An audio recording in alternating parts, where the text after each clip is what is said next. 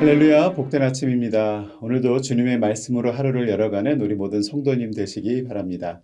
우리 다 함께 찬송가 하겠습니다.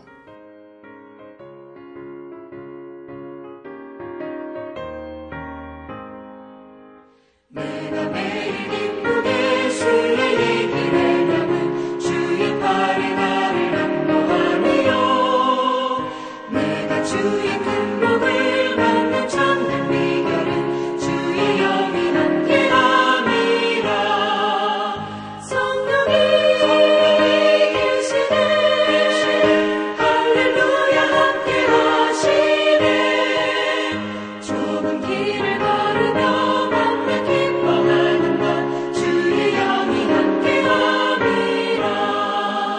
저는 죄에 빠져서 평안함이 없을 때 예수 십자가의 공로 힘입어 그 발 아래 엎드려 참된 평화 얻음은 주의 영이 함께함이라. 성령이 계시네 할렐루야 함께하시네. 좁은 길을 걸으며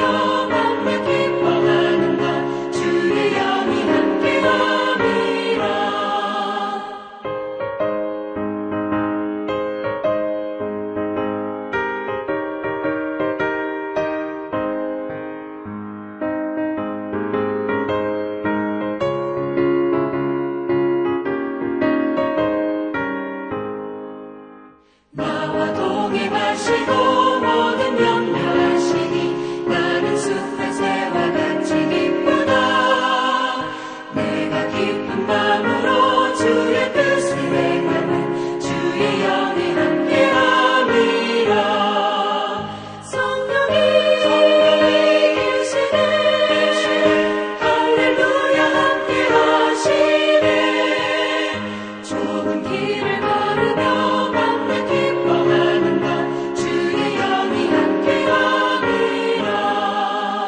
세상 모든 욕망과 나의 모든 정욕은 십자가의 힘이 못을 받았네. 어두운 밤이 지나고 무거운 짐 벗으니 주의 영이 함께함이라. 성령이 계시네 할렐루야 함께하시네. 좁은 길을 걸으며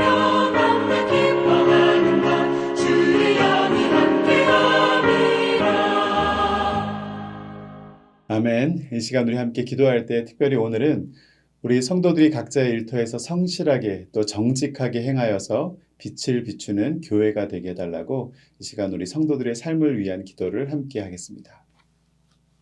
하나님 감사합니다. 오늘도 저희들에게 주님을 찬송하고 또 주님께 기도함으로 하루를 열어가게 하시니 감사합니다. 하나님 오늘 하루를 사는 동안도 주님 빛으로 부름받아 아버지 주님의 제자로서의 삶을 살아가는 우리가 되기를 소원합니다. 우리의 삶의 각처각소에서 아버지 정말 어떤 일을 감당하든지 간에 주님의 영광을 드러낼 수 있는 빛과 소금의 역할을 감당하는 우리 모든 성도님들의 삶의 현장이 되게 하여 주시옵소서. 오늘도 주님의 말씀을 묵상함으로 주님 우리의 죄된 모습을 바라보고 또한 위대하시고 거룩하신 하나님을 쫓아 살아가기를 원합니다. 믿음의 푯대를 향하여 살아가는 하나님의 백성처럼 오늘도 주님의 말씀 속에서 우리가 붙잡아야 될 진리의 말씀, 생명의 말씀을 만나는 시간 되게 하여 주시옵소서. 감사하며 예수님 이름으로 기도했습니다. 아멘. 오늘 우리에게 주시는 하나님 말씀 함께 보도록 하겠습니다. 오늘 하나님 말씀은 마가복음 6장 1절에서 6절의 말씀입니다. 우리 천천히 합독하겠습니다. 예수께서 거기를 떠나사 고향으로 가시니 제자들도 따르니라. 안식일이 되어 회당에서 가르치시니 많은 사람이 듣고 놀라 이르되 이 사람이 어디서 이런 것을 얻었느냐? 이 사람이 받은 지혜와 그 손으로 이루어지는 이런 권능이 어찌 됨이냐? 이 사람이 마리아의 아들 목수가 아니냐? 야고보와 요셉과 유다와 시몬의 형제가 아니냐? 그 누이들이 우리와 함께 여기 있지 아니하냐 하고 예수를 배척한지라. 예수께서 그들에게 이르시되 선지자가 자기 고향과 자기 친척과 자기 집 외에서는 존경을 받지 못함이 없느니라 하시며 거기서는 아무 권능도 행하실 수 없어 다만 소수의 병자에게 안수하여 고치실 뿐이었고 그들이 믿지 않음을 이상히 여기셨더라. 이에 모든 촌에 두루 다니시며 가르치시더라. 아멘. 우리는 계속해서 이 마가복음의 말씀을 묵상하고 있습니다. 이 마가복음 3장에서 예수님께서 무리 가운데 나타나셔서 그 수많은 무리 중에 제자들을 부르시는 장면을 우리는 살펴보았고요. 또 제자는 예수님과 함께 있고 보냄받은 사람이라고 말씀을 나누었습니다. 그런데 오늘 이제 6장에 와서 이 본문은 조금 다른 분위기입니다. 예수님께서 고향 나사렛에 가셨을 때에 그곳 사람들은 예수님을 따르거나 반기지 않았다는 것입니다. 제자도는 단순한 부르심으로 시작하지만 그 부르심이 어떻게 거절될 수 있는지를 보여주는 장면이 오늘 이 마가복음 6장에서 나오고 있는 것입니다. 우리 본문 말씀 함께 살펴보도록 하겠습니다. 먼저 1절에서 3절 말씀을 보면 익숙함이 우리의 믿음을 막는 걸림돌이 될 수 있다는 것을 알려주고 있습니다. 예수님은 고향으로 가셨고 이 나사렛에서 안식일의 회당에서 가르치셨습니다. 그런데 사람들이 매우 놀라고 있습니다. 2절 말씀 볼까요? 안식일이 되어 회당에서 가르치시니 많은 사람이 듣고 놀라 이르되 이 사람이 어디서 이런 것을 얻었느냐? 이 사람이 받은 지혜와 그 손으로 이루어지는 이런 권능이 어찌 됨이냐? 네. 오늘 보니까 안식일의 회당에서 하나님의 말씀을 율법을 가르치니까 이 사람이 어디서 이런 것을 얻었느냐? 와, 그 손으로 이런 권능을 행하는 것은 어떻게 할 수 있는 것이냐? 어찌 됨이냐? 지금 이때 사람들이 예수님이 행하시는 것들을 보면서 매우 놀라고 있습니다.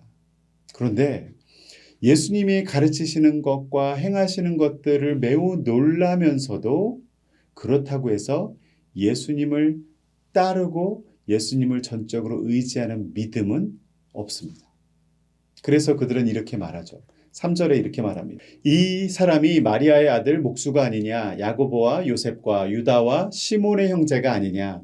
그 누이들이 우리와 함께 여기 있지 아니하냐 하고 예수를 배척한지라.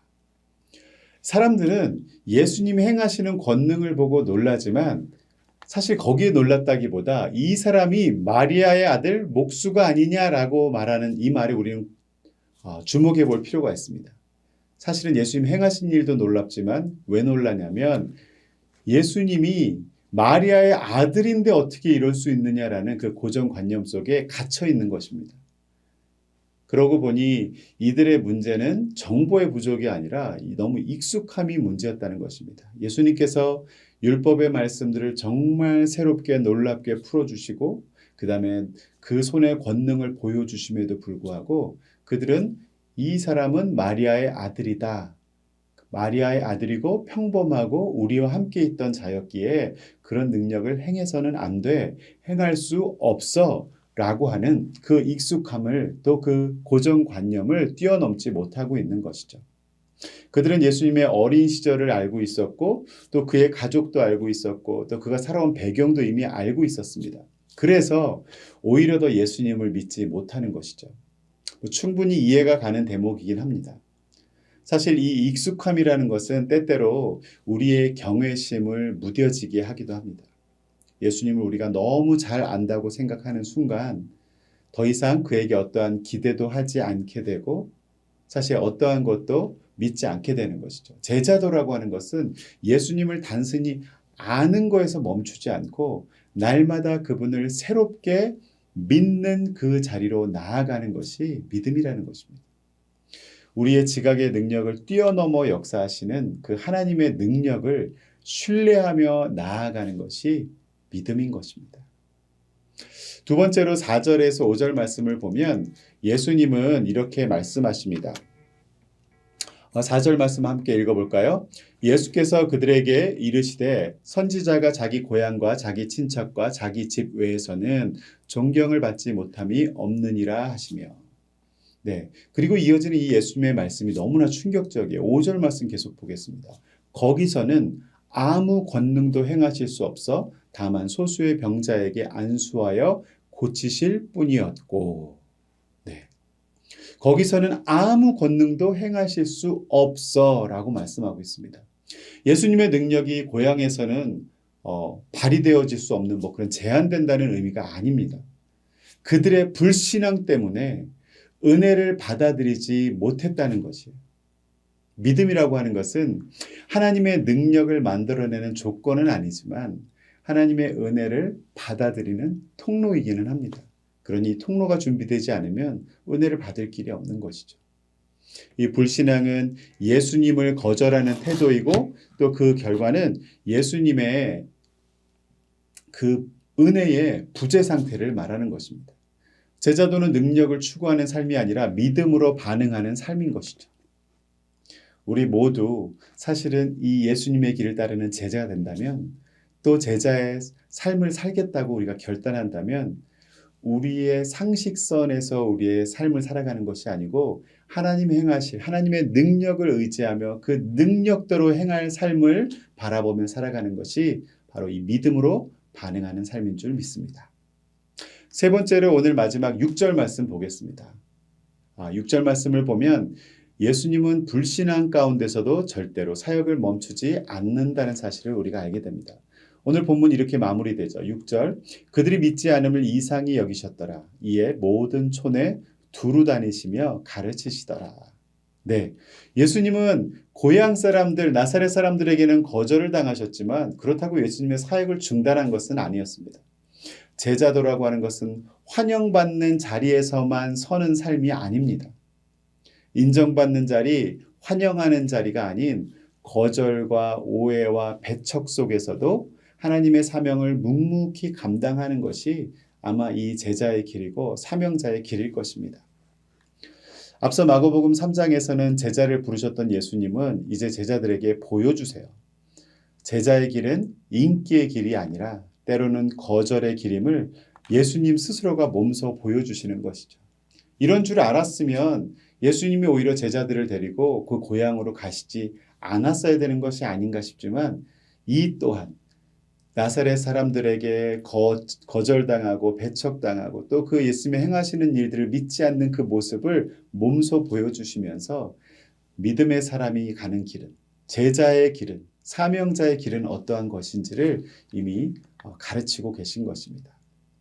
말씀을 맺겠습니다. 이 마가복음 3장에서는 우리는 이 무리에서 제자로 부름받은 장면을 보았고 또 오늘 마가복음 6장에서는 그 거룩한 부르심이 어떻게 거절될 수 있는지도 보여주셨습니다.